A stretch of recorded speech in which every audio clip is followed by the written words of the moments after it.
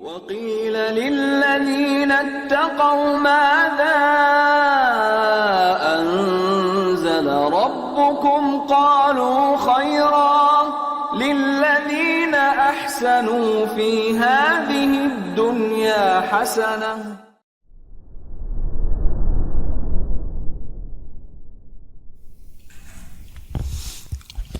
بسم الله الرحمن الرحيم. إن الحمد لله نحمده ونستعينه ونستغفره ونعوذ بالله من شرور أنفسنا وسيئات أعمالنا. من يهده الله فلا مضل له ومن يضلل فلا هادي له. أشهد أن لا إله إلا الله وحده لا شريك له وأشهد أن محمدا عبده ورسوله لا نبي بعده. يا أيها الذين آمنوا اتقوا الله حق تقاته ولا تموتن إلا وأنتم مسلمون. فإن أصدق الحديث كتاب الله وخير الهدي هدي محمد صلى الله عليه وسلم وشر الأمور محدثاتها وكل محدثة بدعة وكل بدعة ضلالة وكل ضلالة في النار. أما بعد, kita lanjutkan kajian kitab Al-Kafi fi Fiqh Imam Ahmad bin Hanbal rahimahullah. Dan pada pagi hari ini mungkin satu sesi aja karena akan pergi di waktu duha nanti insyaallah. Jadi kita hanya mungkin setengah jaman atau sekitar itu insyaallah ta'ala. Kita melanjutkan masih bab sebelumnya dan akhir dari bab sebelumnya, yaitu bab tentang waktu-waktu salat menuju ke bab al-adzan. Sisa dari bab awqatis salah, tentang orang yang lupa macam salat yang dia tinggalkan, atau orang yang ragu akan masuknya waktu salat. Di sini dikatakan oleh Ibnu Qudamah rahimahullah, fasl wa man nasiya salatan min yawmin la ya'lamu 'ainaha lazimahu khamsu salawat. Orang yang lupa satu salat dari suatu hari dan dia lupa salatnya salat apa yang telah dia lupakan itu. Dia lupa. Ya, misal pekan lalu di suatu hari saya telah lupa akan suatu salat. Namun karena udah sepekan lalu saya lupa tuh salat apa yang telah saya lupakan gitu. Apa itu salat subuh, maghrib, isya atau zuhur, jadi betul-betul lupa. Jadi lupa ainus salahnya, lupa yang telah dia tinggalkan. Ini satu salat. Maka dikatakan Ibnu Qudamah lazimahu khamsu salawat. Maka dia diharuskan melakukan 5 salat. Ya, subuh, zuhur, asar, maghrib, isya, 5-5-nya. Nanti akan Anda sebutkan bahwa saya dalam masalah ini ada 3 pendapat ya. Jadi pendapat yang dikemukakan oleh Ibnu Qudamah di sini, wajib atasnya salat 5-5-nya. Yanwi fi kulli wahidatin annaha al-maktubah. Meniatkan di setiap dari 5 salat itu, setiap darinya itu salat fardu. Ya, jadi di sini mengqadha satu salat saja, namun karena lupa salatnya apa yang harus dia qadha,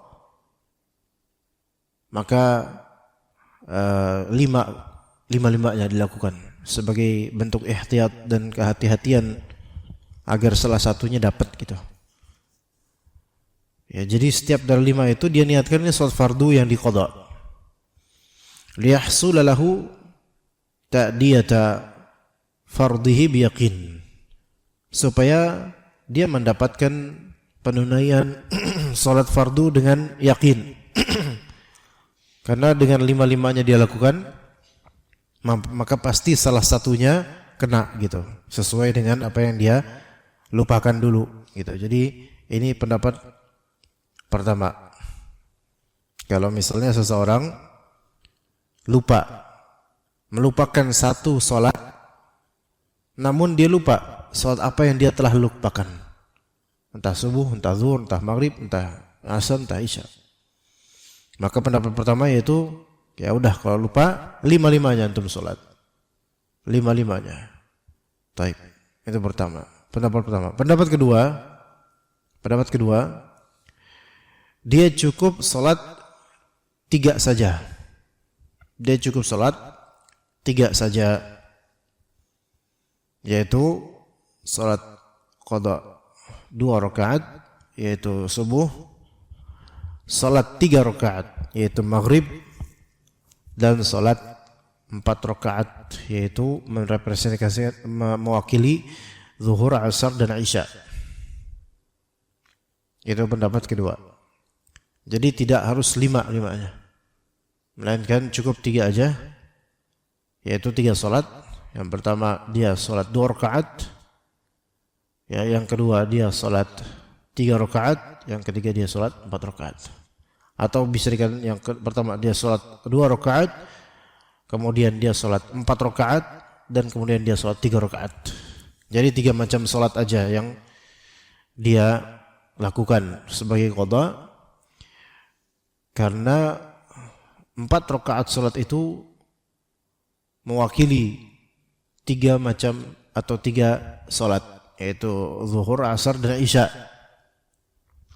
Itu pendapat kedua. Pendapat yang ketiga, dan ini pendapat yang rajih, walaupun bukan yang mu'tamad dalam mazhab, tetapi ini pendapat yang rajih secara kebenaran, ya, bahwasanya diwajibkan atas dia untuk membangun keyakinannya atau minimal mencapai ghalabatuz zan, persangkaan yang lebih unggul, atau sampai derajat yakin kalau bisa. yakni betul-betul dia mentahari dan memikirkan, mengingat-ingat yang mana salatnya yang telah dia lupakan. Harus betul-betul pikirkan lagi.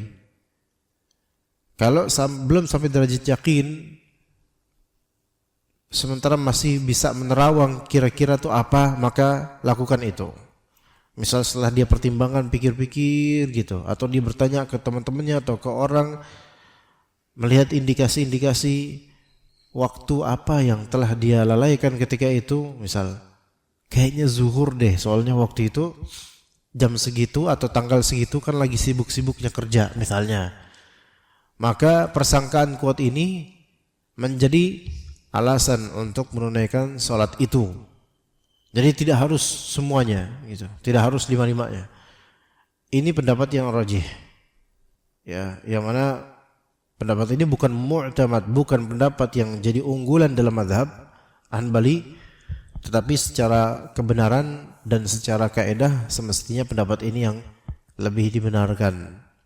Ya, jadi kalau lupa atau ragu, maka hukum asalnya harus berusaha, ikhtiar untuk mencari dan membangun keyakinan. Kalau nggak bisa, minimal ada persangkaan kuat dan indikasi yang kuat, yang mana yang lebih sahih gitu. Nah, kalau memang mau diurutkan, maka urutkanlah dari pendapat ketiga itu paling unggul. Kemudian yang lebih unggul, yang unggul setelahnya pendapat kedua, dan yang paling rendah keunggulannya pendapat pertama. Yakni kalau antum mempraktekkan misalnya seperti ini terjadi, yang pendapat ketiga ini yaitu antum harus berusaha untuk membangun keyakinan kira-kira apa. Kalau ternyata belum sampai derajat yakin, maka cari indikasi-indikasi yang memungkinkan untuk mendapatkan persangkaan kuat bahwasanya yang ditinggalkan itu salat yang isya atau maghrib atau yang lainnya. Kalau ternyata itu masih nggak bisa aja, benar-benar nggak masuk ke pikiran mana yang lebih unggul dari salat itu yang telah ditinggalkan, maka baru ambil pendapat yang kedua, yaitu Salat 2 rakaat subuh qada, salat 4 rakaat sebagai perwakilan untuk zuhur, asar atau isya, dan salat 3 rakaat perwakilan untuk maghrib. Seperti itu. Ya, itu pendapat yang kedua dipilih setelah yang pertama itu enggak memungkinkan. Ya, begitu. Taib. Itu satu pembahasan. Kemudian dikatakan oleh Ibnu Qudamah rahimahullah, wa in nasiya zuhran wa asran min yaumaini la yadri ayyatahuma al-ula. Nah, ini ada kasus lagi. Kasus berikutnya yaitu kalau seseorang lupa salat zuhur dan salat asar. Lupa salat zuhur dan salat asar min yaumaini, dari 2 hari. Jadi dia lupa selama 2 hari 2 salat. 1 salat di hari pertama, 1 salat di hari kedua. Dan yang dilupakan salat itu zuhur dan atau asar gitu. Dan dia tidak ingat atau tidak tahu mana yang lebih dulu. Maksudnya begini. Senin Kemis, misal Senin Kemis antum sibuk pekerjaan. Senin Kemis. Senin dan Selasa misalnya, biar berdekatan. Senin dan Selasa sibuk dengan pekerjaan. Ya. Karena banyak orderan atau banyak ini dan seterusnya ya. Nah, kemudian ini di hari apa sekarang? Hari Jumat. Antum baru keinget bahwasanya di Senin dan Selasa itu pernah kelewatan enggak sholat zuhur dan asar. Namun antum lupa juga nih, yang zuhur itu yang hari Senin atau hari Selasa, yang asar yang hari Senin atau hari Selasa, lupa. Ya, lupa. Ini zuhur yang saya tinggalkan hari Selasa atau hari Senin ya, gitu. Karena kan kita kalau misalnya mengqadha salat itu harus tertib ya. Harus tertib. Tertib urutan salatnya dan tertib hari gitu loh. Tertib urutan salatnya dan tertib hari. Karena kalau misalnya Senin yang kita lupakan itu adalah zuhurnya, Selasa asarnya, itu gampang udah. Ya berarti kita apa? Kita sholat 4 rakaat pertama yaitu zuhur, 4 rakaat kedua yaitu asar, gampang udah. Itu mah. Tapi kan ada kemungkinan di sini yang hari Senin kita tinggalkan itu justru sholat asar. Yang Selasa kita tinggalkan sholat zuhur. Sehingga urutannya secara hari berarti kan asar dulu baru zuhur gitu qadanya. Nah sekarang ini lupa yang mana nih, yang asar dulu apa yang zuhur dulu, yang asar apa di hari Senin apa di hari Selasa gitu.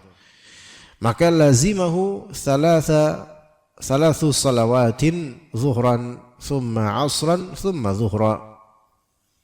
Maka harus dia melakukan salat apa? 3 kali.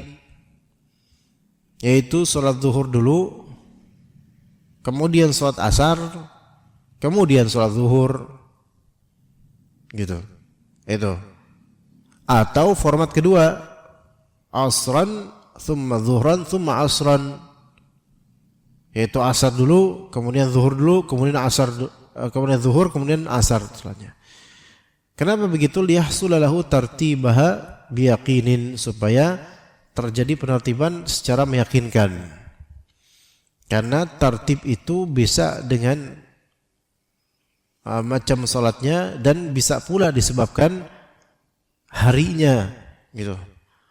Nah, kalau misalnya dia melakukan asar dulu 4 rakaat, kemudian zuhur, kemudian asar, maka insyaallah terhasilkan itu urutannya. Karena dia ragu kan, kalau misal dia sholat asar dulu, kan boleh jadi yang Senin ditinggalkan tuh asar dulu, kemudian baru zuhur, kemudian baru asar. Atau bisa aja zuhur dulu di Senin, terus asar di Selasa. Maka karena dia ragu atau tidak tahu, ya, lupa total betul-betul yang mana yang lebih dulu, maka ya udah tiga-tiganya dilakukan. Kalau tiga-tiganya dilakukan maka aman udah penertibannya. Ya.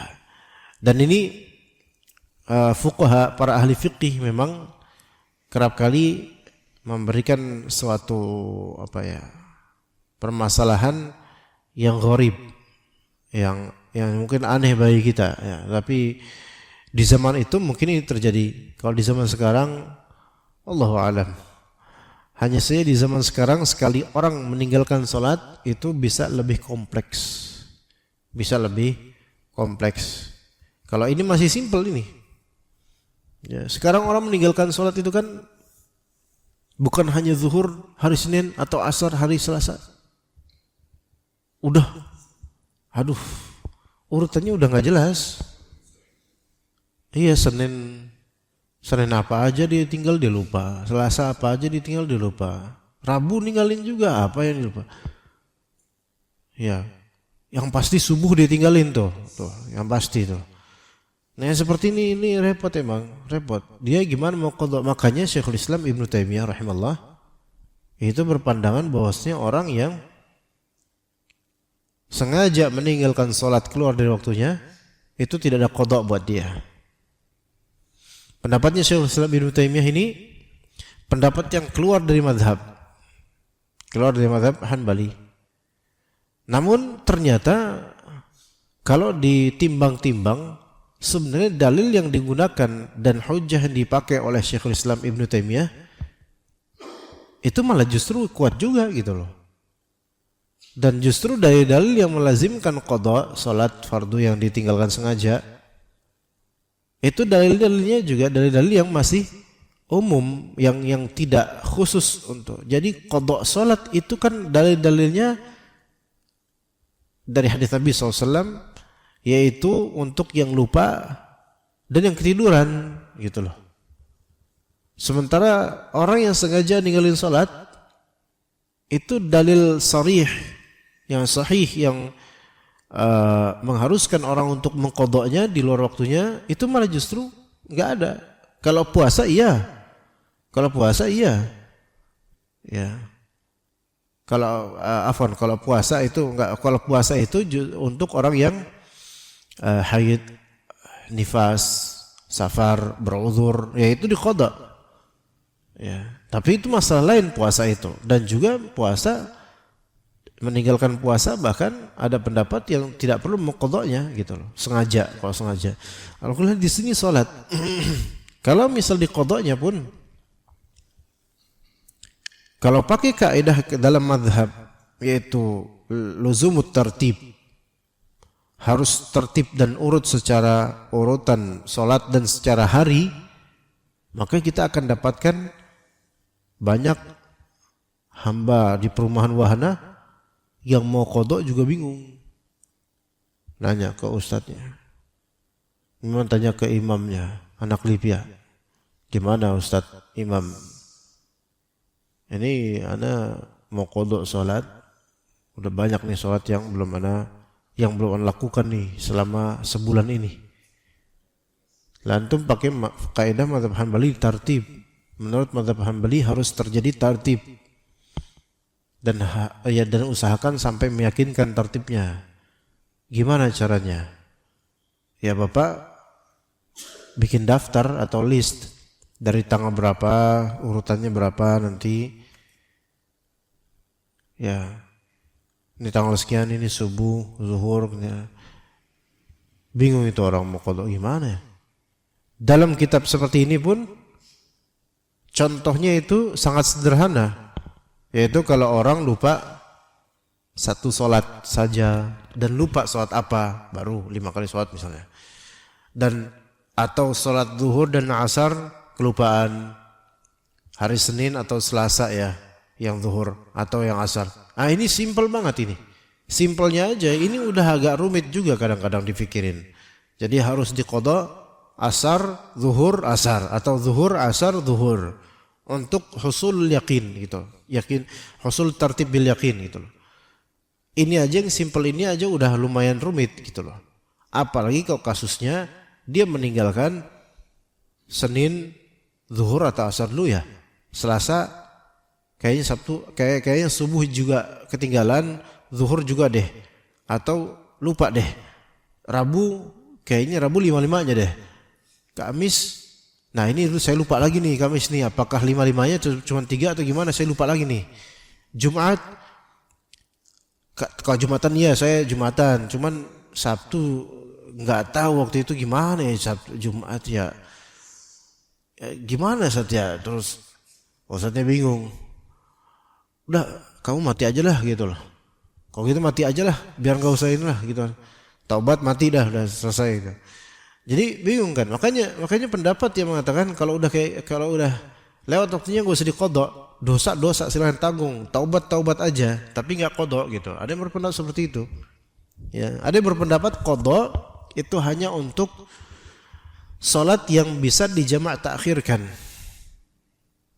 Itu ada pertemuan gitu. Ada qadha hanya untuk salat yang dijamak takhirkan, misalnya meninggalkan zuhur lewat waktunya. Baru tuh bisa diqadha di asar. Meninggalkan maghrib baru bisa diqadha di isya. Atau dikatakan bahwasanya qadha itu baru bisa dilakukan ketika di penghujung akhir dari jamak takhir, yaitu di waktu isya. Ya, jadi qadha boleh untuk zuhur, asar, maghrib di waktu isya, itu bisa qadha. Sedangkan subuh tidak bisa qadha. Itu pendapat itu beragam.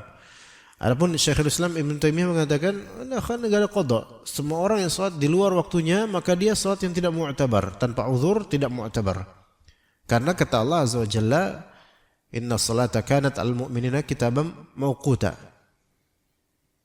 Ya, salat itu kan kitaban mawquta, yaitu suatu kewajiban yang telah ditetapkan waktunya. La antum melakukan salat semaunya gitu di luar waktunya, mana sah?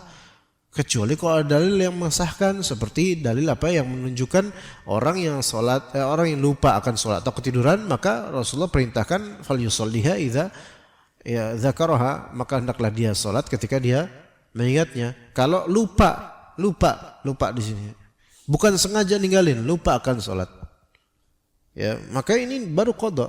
Tapi kalau emang sengaja emang saya enggak mau salat saat ini, sampai akhir waktu memang nggak mau sholat, maka ini yang seperti ini sebenarnya buat apa dia qadha, ya gitu loh. Karena dia sebenarnya seperti mengatur dirinya, kalau saya nggak mau sholat di waktunya, nanti di luar waktu baru mau sholat. Ini orang mau ngapain sebenarnya, gitu kan? Beda dengan orang yang lupa. Misalnya dia mengakhirkan, nanti saya sholat di akhir aja lah, di akhir waktu, kayak ibu-ibu tuh banyak yang gitu. Nah, pas udah akhir waktu tiba-tiba ada anak, ada apa, ya lupa dalam sholat. Nah ini lupa hukumnya, maka dia qadha, boleh, wajar lupa. Tapi yang memang sengaja nggak ada niatan pengen sholat, bukan menunda lagi, emang nggak mau sholat, nggak sholat gitu.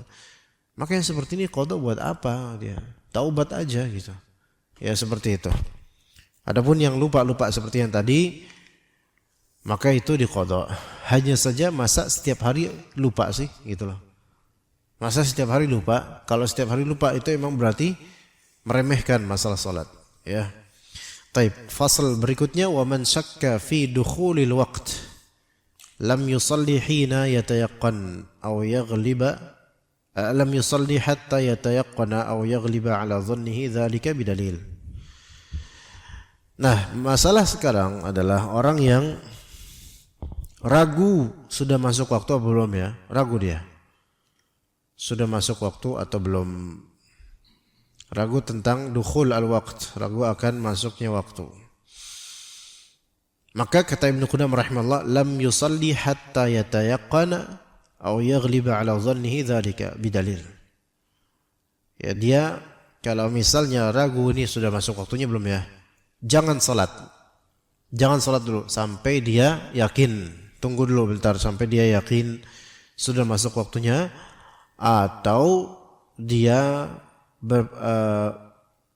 mendapatkan prasangka yang kuat, yang lebih kuat, prasangka yang lebih kuat akan masuknya waktu sholat dengan adanya dalil petunjuk yang yang membuat dia berprasangka kuat bahwa saya ini sudah masuk waktu sholat.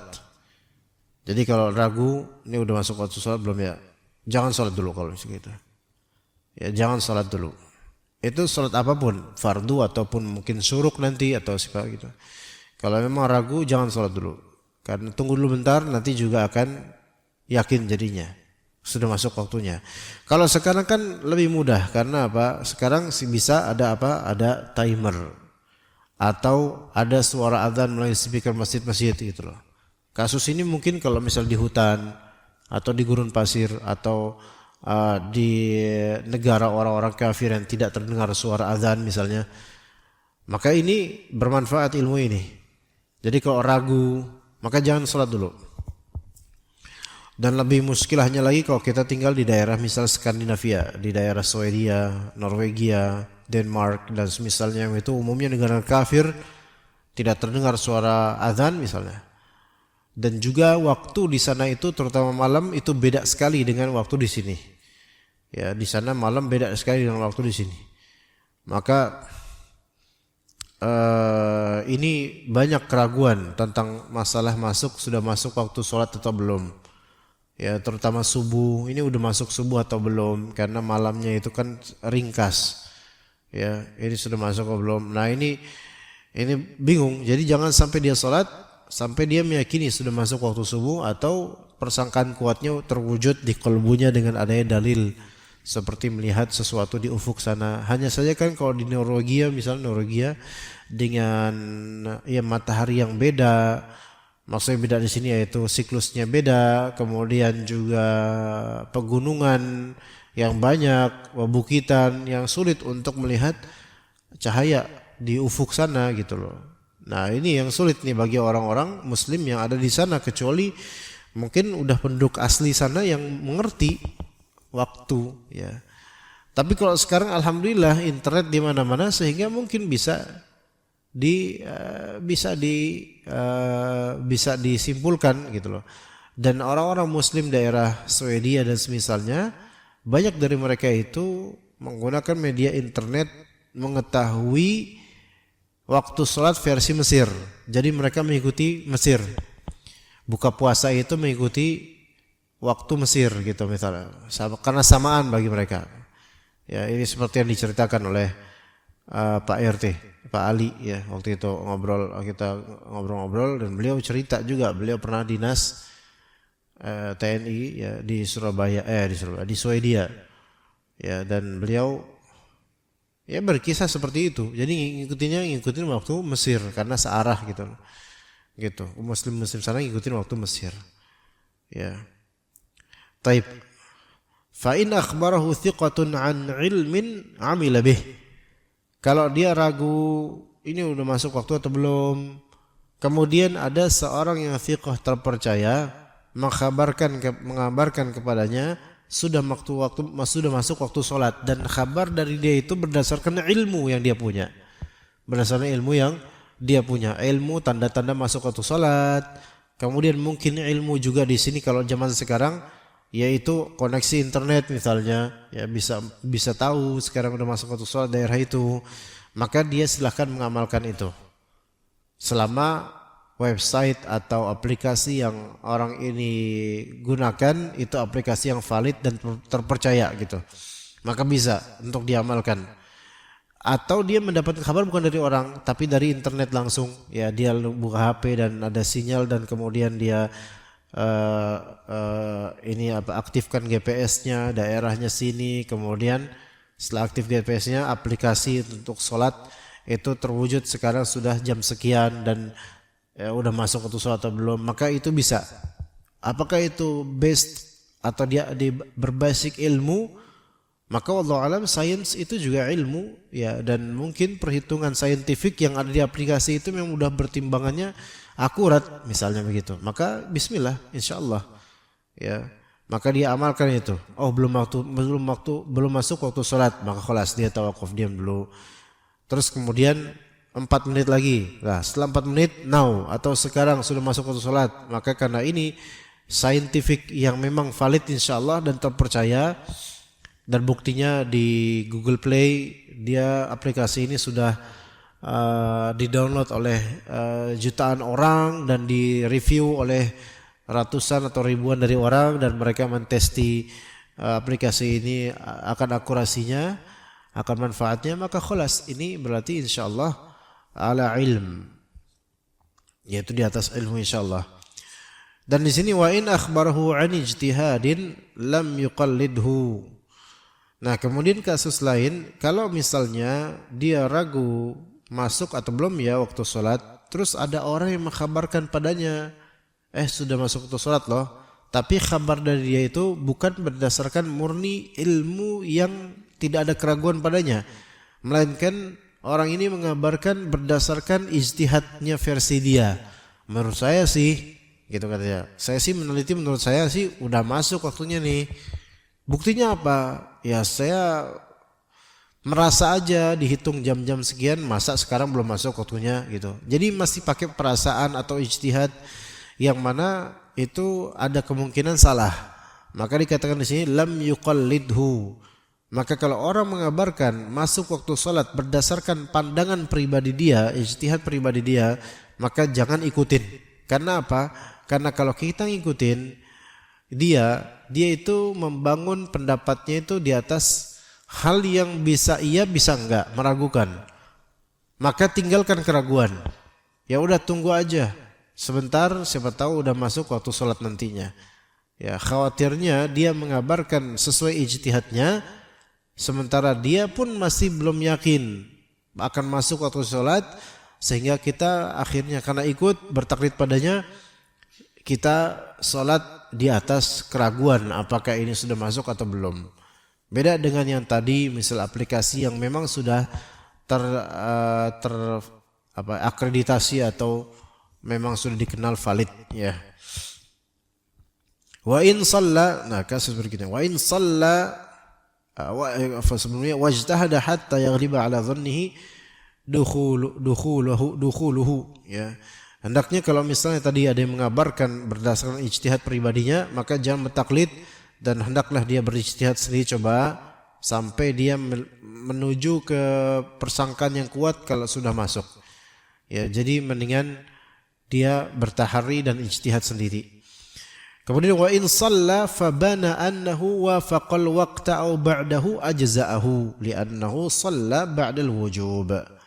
Kalau misalnya dia salat kemudian ternyata fabana, jelas setelah selesai sholat tampak bagi dia bahwasanya dia sesuai dengan waktunya atau setelah masuk waktu. Jadi ternyata sholat saya sesuai dengan waktunya atau memang udah masuk waktu baru saya sholat. Baru saya sholat berapa jenak, sejenak setelah masuk waktu saya sholat. Maka ini sholatnya sah. Li'annahu shalla ba'dal wujub, karena dia sholat setelah adanya pengewajiban. Karena masuk waktunya gitu. Jadi dia ijtihad, kayak udah masuk waktunya, ya. Bismillah, ya udah yuk salat. Allahu akbar, salat pada waktunya. Nah, kemudian setelah selesai salat dia mau melihat ke langit lagi. Oh ya, ini udah masuk waktunya, Alhamdulillah, saya tadi salat udah masuk waktunya. Maka ini sah salatnya.